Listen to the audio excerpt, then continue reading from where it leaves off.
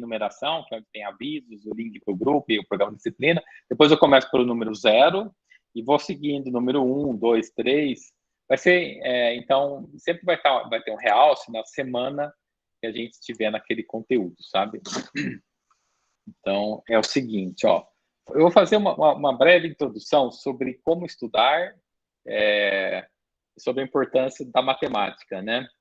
Então, o que eu queria falar, como é o início das atividades de vocês em uma universidade, né? Alguns já fizeram, tal, mas para a maioria é novidade, universidade, que é o ensino superior, né? Então, por que tem essa palavra superior, né, no ensino da universidade? Superior até quando? Até quanto, né? Ele é infinitamente superior. Eu tenho um trabalho de matemática que eu trabalho com números infinitos. Não sei se vocês sabem, mas não existe um infinito só não, viu? O infinito já é suficientemente grande, mas existem vários tipos de infinitos. Inclusive, existem infinitos que são maiores que outros infinitos. Por exemplo, o menor infinito que existe é o infinito dos números naturais, que é o mesmo infinito dos racionais, dos inteiros, então, dos naturais, inteiros, racionais, dos números pares, dos números ímpares, dos números primos, dos números... Enfim, esse é o menor infinito. Quando você vai para os números reais, por causa dos irracionais, o infinito explode infinitamente, ou seja, o infinito maior. Esse infinito maior é chamado Aleph 1 e esse outro infinito é Aleph 0. E por aí vai. Você pode ficar calculando o conjunto das partes desses infinitos para obter infinitos maiores. E esse é um teorema de Cantor, mas não se assuste que eu falo isso só por curiosidade. Se você não entendeu nada, bem-vindo ao ensino superior. Algumas vezes acontece isso. O professor fala de conteúdos porque ele faz pesquisa avançada, e você fica com os olhos brilhando, querendo muito entender o que ele está falando. Aí você vai precisar de algumas centenas, se você for fazer pesquisa, como eu faço, como os professores fazem, você vai precisar de algumas centenas de horas sentado na cadeira, né, para umas centenas, para poder começar a vislumbrar o universo, mas nada como a primeira hora, certo? Depois que você passou pela primeira hora, você vai certamente conseguir, na segunda hora, terceira hora, chegar nas suas 10 mil horas de estudo e se tornar um Mozart daquilo que você quiser alcançar.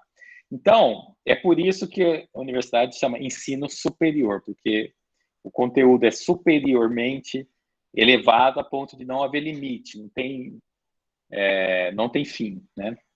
Então, assim, a universidade, o conteúdo é importante, importantíssimo, mas ele representa, na minha opinião, na minha visão, 50% de sua importância. O estudo, aprender a estudar, significa as outras 50%, tá? Então, assim, você precisa ter organização e disciplina, vocês vão aprender a estudar, ou seja, aprender a aprender, certo? E vocês vão, no terceiro item, criar novas conexões no cérebro. Já fala um pouco mais disso. Pode falar, Davi. Só voltando rapidão sobre o assunto do infinito. No caso, números naturais é o que não tem negativo, né? Isso, exato. É um número assim que alguns começam pelo Sim, 0, alguns começam pelo 1, né? 1, 2, 3, pois é. 4, 5. Uhum. No caso, o infinito dos números naturais é menor que o infinito dos números inteiros, né? Não, é igual. Os naturais. Não, sim, porque fica parecendo. É porque fala, não, mas como que é igual se um Sendo tem. que Vai, negativo. um é mas é porque o Cantor, o grande matemático, o pai dos infinitos, né, o George Cantor, ele que descobriu que para você ver, comparar tamanhos de infinito, basta você fazer uma associação 1 a 1, ou seja, você faz uma linhazinha de uma correspondência de um número com outro, né? Então, à medida que você consegue fazer essas correspondências e você consegue fazer dos naturais com os inteiros, você percebe que tem tanto os números naturais quanto números inteiros, por causa dessa correspondência. Não vai dar para falar muito aqui, você faz qual curso? De química, professor. Ainda bem. De química, tá. Mas, assim, quando a gente vai em algum momento ter alguma palestra que eu vou poder falar melhor sobre isso, sobre os infinitos de Cantor. Não, aí curiosamente estava falando que eu escrevi um artigo que eu fui subtraindo, né? Eu fui somando e fui subtraindo esses infinitos aí. E eu falei, deixa eu ver onde que vai dar, né? Eu somava infinito, e fazia isso infinitamente, somava infinito para me ajudar. Depois eu subtraía infinito, subtraía infinito, para ver onde é que dá. Se dá menos infinito, né? E aí, curiosamente, eu cheguei num resultado espetacular. Porque a gente associa soma com criação e a gente associa subtração com destruição, certo? Quer dizer, eu associei nesse artigo que é matemático filosófico. E eu cheguei num resultado fascinante que vem da matemática. A subtração, enquanto que a subtração é limitada, a soma é ilimitada. Ou seja, você chega num ponto que quanto mais você subtrai, você não sai do lugar. Então, você chegou num ponto do infinito, negativo, que se você subtrair, você não sai do lugar. Ao passo que somar, sempre você consegue alcançar um degrau a mais dessa hierarquia dos infinitos, né? Eu estou falando isso só para dar aquele gostinho de quem quiser entender um pouco mais de matemática avançada, né? Poder ver esse tipo de coisa. Então, assim, alguém me responde aqui, para que serve estudar matemática?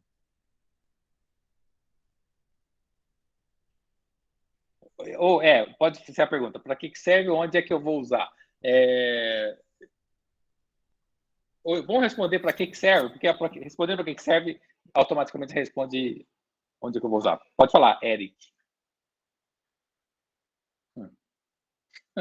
Professor, a matemática, para que ela serve? Ela serve basicamente para tudo. Hoje na vida é preciso de matemática até para andar, porque normalmente andamos de carro e para fazer o carro funcionar é necessário vários cálculos matemáticos bem aprofundados para ter esse movimento.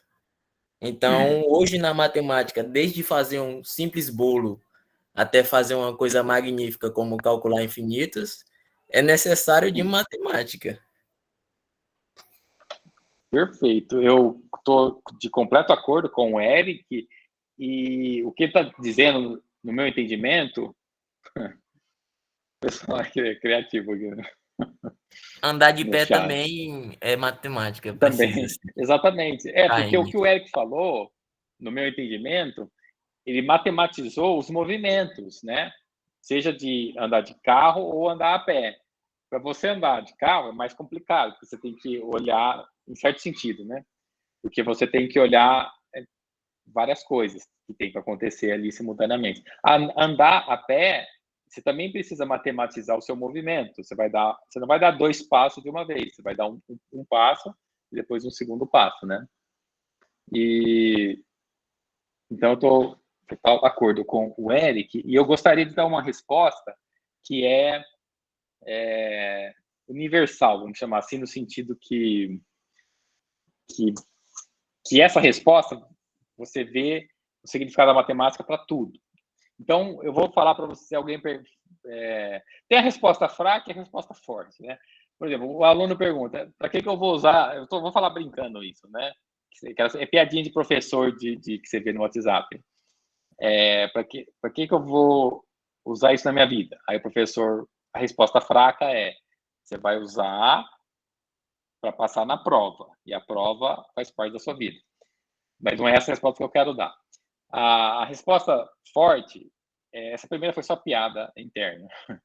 A resposta forte é o seguinte, que para que serve a matemática? A matemática é para uma coisa só, para você ficar mais inteligente. Não é para você ganhar mais conteúdo, não é para você só passar na prova, passar em concurso, também vai acontecer isso de bônus, mas isso é para você ficar mais inteligente. Você ficando mais inteligente, você fez um upgrade no hardware, que é o cérebro, e no software, que é a mente, o intelecto, os pensamentos. Então, o hardware é o cérebro com os neurônios, e o software são as ligações entre os neurônios. Ao estudar matemática, você vai criar mais disso, mais hardware e mais software. Ao criar mais hardware e mais software, você fica mais inteligente, com mais capacidade, poder de processamento. E aí você vai poder processar mais e melhor todas as questões da sua vida, pessoal, amorosa, emocional, psicológica, profissional, acadêmica, tudo. Então, assim, esse é o argumento forte do porquê estudar matemática. Por que eu falei? Então, alguém percebeu? Eu falei que vai ter um upgrade no hardware e no software. Por que vai ter no hardware e no software? Alguém sabe explicar? Quem gostaria de falar, né? A parte hardware, a gente pode levar em consideração o nosso cérebro, que faz as ligações entre os neurônios, né, de acordo com nossas experiências, né? Já foi comprovado cientificamente que uma criança, ao ela aprender a se levantar, levar a comida, o alimento, né, na boca, né, ela está montando as ligações entre os neurônios, né? Então essa seria a formação de hardware, né, o aprimoramento do hardware, né? E a parte do software, né, acredito que seja com relação ao raciocínio lógico, que por mais que você não vai ser um matemático, né, você pode ser até um historiador, mas a grande vantagem aí do estudo da matemática se torna na parte do raciocínio lógico, né, do passo a passo, da metodologia. Existem histórias até de pessoal do direito aí se aprimorar da questão do script, né, vamos dizer assim, alguns programadores, né, estudam programação primeiro, depois vai fazer direito e consegue entender e montar, gente, eu esqueci o nome agora, script de programação, né, gente, eu esqueci agora, professor. Falha. Não tem problema não. Daqueles curtos algoritmo, muito obrigado, Gabriel, perfeito, cara, é isso aí. Nossa, dá um curto-circuito aqui que acabou. Falta de conexão entre os neurônios. Porque o algoritmo são as instruções, e o script já é propriamente o código, já escrito numa dada linguagem, né? Assim, pelo menos é como eu enxergo a palavra script, né? Sim, também. Mas, então, perfeito. Então, essa pergunta que eu fiz, ela não tem uma única resposta correta, não. E o Odilon deu uma resposta que eu considero corretíssima, e que é ligeiramente diferente da que eu daria. Mas ambas são válidas mediante ao que você define como hardware, né, e como software, que também não tem uma definição só. Mas eu vou falar uma coisa para vocês que talvez poucos saibam. Pesquisa depois na internet, em sites de pesquisa, enfim, vejam em links confiáveis o que é neurogênese e depois o que é epigenética, né? Eu não sei se esses dois conceitos estão relacionados, mas porque eles são bem independentes. Eu penso que sim, que a epigenética possa provocar neurogênese. Exatamente. Então estão relacionados sim. Eu só nunca li sobre isso, né? Foi algo que eu cheguei aqui nessas dois termos. Então, o que é neurogênese? O que é gênese? O que é neuro? Neuro vem de neurônio. O que é gênese? Qual é o significado de gênese? Alguém escreve aqui. Isso, exatamente, Alice. Criação, significa criação. Então, neurogênese é criação de neurônios. Aí você fala, mas é possível criar neurônios? Sim, os pesquisadores descobriram que é possível criar neurônios e observaram isso em uma espécie de pássaro. Então, essa espécie de pássaro, eles fazem eu não sou da biologia, então às vezes eu não vou usar o termo correto. Quando eles fazem a migração, né, de uma região para outra, que são aqueles milhares de quilômetros, que é aquele conjunto de pássaros, que eu esqueci como é que chama o nome,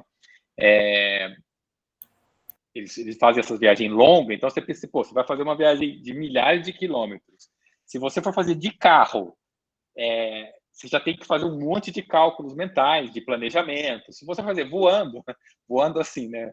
No caso, não de avião, mas como eles fazem, batendo as asas, imagina que o passarinho não vai ter que articular, né? E a cabeça dele incha, cresce a cabeça dele, certo? Antes de fazer esse processo migratório. Então, os pesquisadores perceberam, mas o que o humano tem a ver com o pássaro? Não, o ponto é que o pássaro é um ser vivo baseado num código genético, em termos de base nitrogenada, né, ATCG, que é a mesma base. Por exemplo, a adenina de um pássaro é idêntica à adenina de um ser humano, que são as letrinhas do DNA, entendeu? Eu sei que a ordem do ser humano é diferente, porque é uma ordem com instruções para fazer ser humano e outra para fazer pássaro. Mas, enfim, eu não sei até que ponto esse tipo de pesquisa está em ser humano, mas já detectou em pássaro. Deixa eu ver, alguém levantou a mão? Pode falar?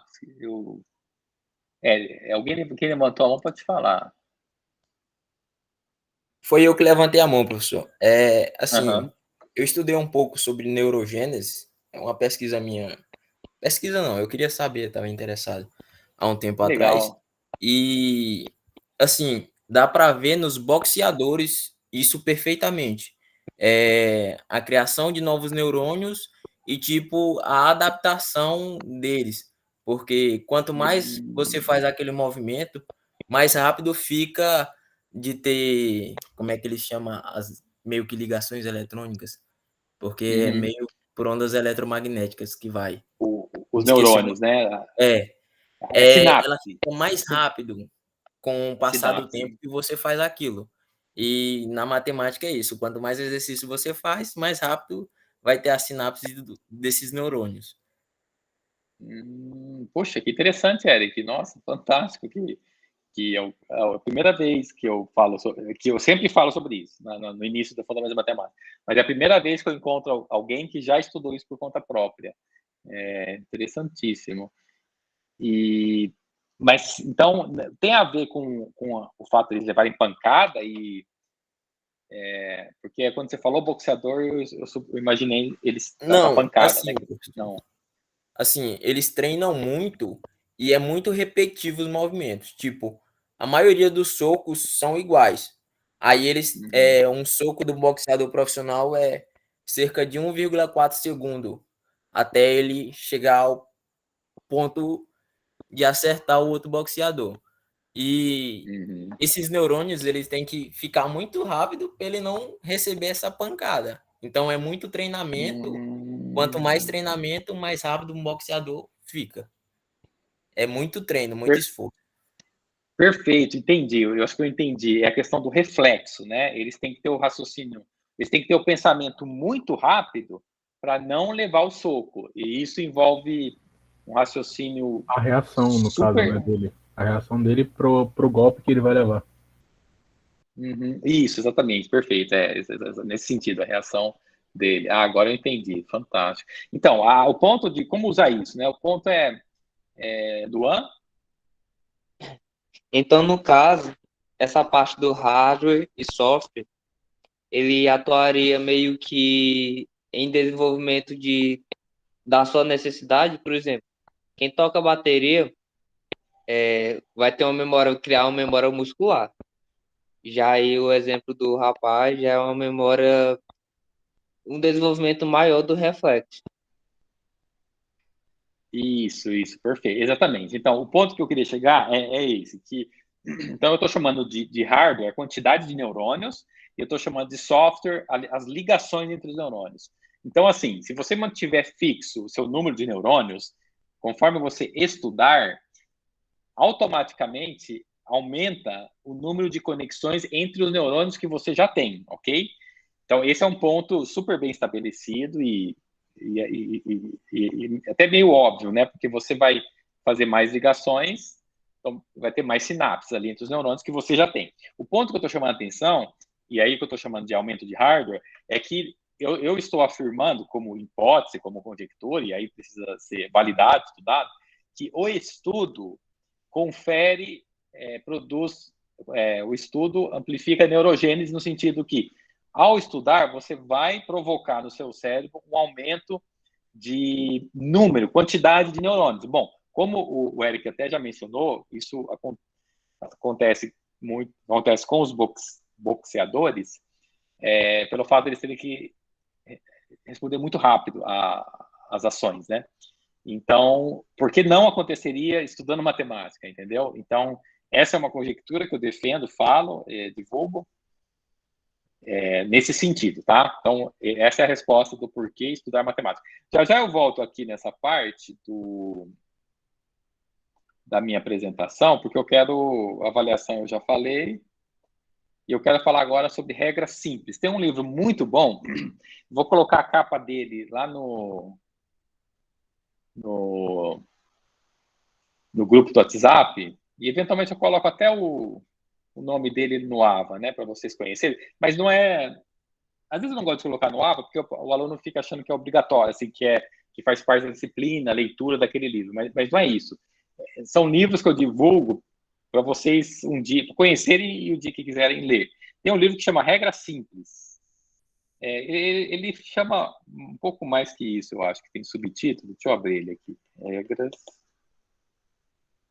Tem um subtítulo, ó. Ó, o livro, assim, aqui tem uns... Você administra uma empresa ou só está tentando sobreviver à vida moderna? Esse livro é um tesouro. Isso aqui é um desenho do TED, né? TED, eu acho que é aquele TED Talk lá, né? O livro chama assim, ó. Regra simples. Como viver tranquilo e organizado em um mundo cada vez mais complexo. Não tem nada mais verdadeiro do que esse subtítulo e evidentemente, do que o título do livro, né? Então, ele defende nesse livro que para você poder ficar tranquilo, e é importantíssimo ficar tranquilo no mundo de hoje, porque o mundo de hoje está cada vez mais complexo. Você pode... Há 8 anos atrás, eu não tinha smartphone, eu tinha aquele celular que tem lanterna da Nokia, que a bateria durava 7 dias, ele fazia ligação, recebia ligação, vibrava, ligava a lanterna, enviava SMS, recebia SMS, tinha 6 funções, pelo menos. Hoje ele tem uma, que é para pegar manga, catar manga. Você tem uma mangueira alta, você taca ele, a manga cai, e maravilha. Então, assim... Não sei por que, mas eu tô sorrindo disso. Mas é piada mesmo, é para rir. É o seguinte, então, assim, o mundo está ficando complexo. Aí ele defende, o autor, que você precisa de regras simples para viver tranquilo e organizado, tá? No mundo que é complexo. Então, aí o que eu passei a fazer depois que eu li o livro? Eu começo a fazer na minha vida, daí eu anoto no celular, né? Que o celular é meu segundo cérebro. O Notion é meu terceiro cérebro. Por enquanto eu tenho 3. Mas daqui, quem sabe, há uns anos vai aumentar esse número, né? Então é o seguinte, aí eu começo a fazer vários tipos de regras simples, né? Então, por exemplo, Então eu fiz uma lista, eu fiz uma lista de listas, né? Então eu fiz regra simples para um monte de coisa. Então, por exemplo, regra simples para aprender matemática. O que é a ideia de regra simples? Ela tem que ser em pouco número, assim, tem que caber numa palma da mão, por exemplo, no máximo 2, preferencialmente não mais que 5 regras, para ficar fácil de você lembrar. Então tem que ter um número pequeno de regras, e cada regra é suficientemente poderosa. E não precisa, na regra, você não precisa fazer sub-regra, nem ficar fazendo muitos casos, assim, tipo, e se for assim, e se for... Não é uma regra só que funciona, entendeu? Então, por exemplo, alimentação. A grande maioria de nós alimenta muito mal, porque existe muita porcaria no mundo comestível, e essas porcarias comestíveis são deliciosas. Então, a gente vai lá e come, ingere esses veneninhos, né? Mas se você fala assim, faz regra simples para comer bem. O livro apresenta essas 3 regras simples. Coma comida. Não, você fala, mas tudo que eu ingiro é comida. Não é. Sorvete não é comida. Chocolate não é comida. Bolo não é comida. A gente ingere, mas não é comida. Comida é arroz, feijão, legumes, salada, carne, enfim. Então, aí, olha a regra simples. Coma comida. Se você parar e só comer comida, uma parte de você vai falar, ih, lascou, né? Porque aí não vai poder tomar a coca, que nem falaram aqui. Aí, a segunda regra simples, não muita, coma comida, não muita, então não exagere. E a terceira de preferência, legumes. Então, se você comer comida, não muito, de preferência legumes, você vai se alimentar bem. Olha, só com 3, Ó, eu já li isso faz muito tempo. Claro que eu estou sempre, às vezes, usando, lembrando, mas são regras que você é capaz de lembrar de cabeça, entendeu? Porque elas são simples. Agora, se você... Não estou falando... Eu já fui nutricionista e sempre que precisar eu vou continuar indo, nutricionista ou nutrólogo, né, que é o médico da parte nutricional. Não estou sendo contra, não. É ótimo. Estou falando só para você usar esse conceito. Então, para regra simples, para aprender matemática, essa regra chama OPR, tá? Lembra da Oprah? Oprah é aquela mulher famosa e poderosa lá dos Estados Unidos, que tem aquele show, né? Ela se chama Oprah. Tem, acho que um A aqui, vai ter um A e talvez um H, alguma coisa assim. Você lembra do OPR? Lembra da Oprah? Aí você fala, mas o que a Oprah tem a ver? São as 3 primeiras letras. OPR. O de organizar, se organize no estudo, pergunte, e esse P já é com duplo significado, que é bom, pergunte e pratique, né? Então, organizar no estudo, perguntar e praticar nas aulas e no material, né, que você estiver estudando, e revisar as notas, certo? Então, se organize, pergunte, pratique e revise as notas. Então, essa é a forma de uma regra simples para aprender matemática. Aqui, eu acho que eu já até comentei, só vou passar para ver se não faltou nada. Por que estudar matemática? Por causa do conteúdo, claro, mas mais importante do conteúdo é o aumento da inteligência, conforme eu até expliquei. Quando você resolve problema de matemática, isso, aí assim, você tem um aumento no hardware e software, mas fica mais robusto o seu intelecto, né? Esse conjunto, cérebro, conexões, sinapses. E aí você utiliza essa inteligência, você não vai utilizar ela agora só para resolver problemas de matemática, você vai utilizar ela para todos os problemas do dia a dia, todos. Ó, esse todos está maiúsculo, vermelho, sublinhado, porque... E agora, um destaque, porque são todos mesmo. Cada conteúdo que você entende, seu cérebro sofre um upgrade. Seja aquilo que eu falei, né? Aquela analogia da gota é para no sentido, eu falei da autoestima, né? Mas cada item que você entende de matemática, você tem um upgrade. Seja mesmo que for só de uma conexão, seja um upgrade em termos de neurônios, entendeu?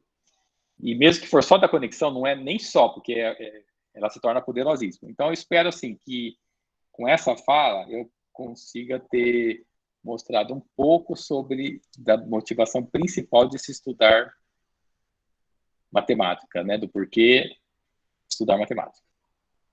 Alguém gostaria de falar alguma coisa?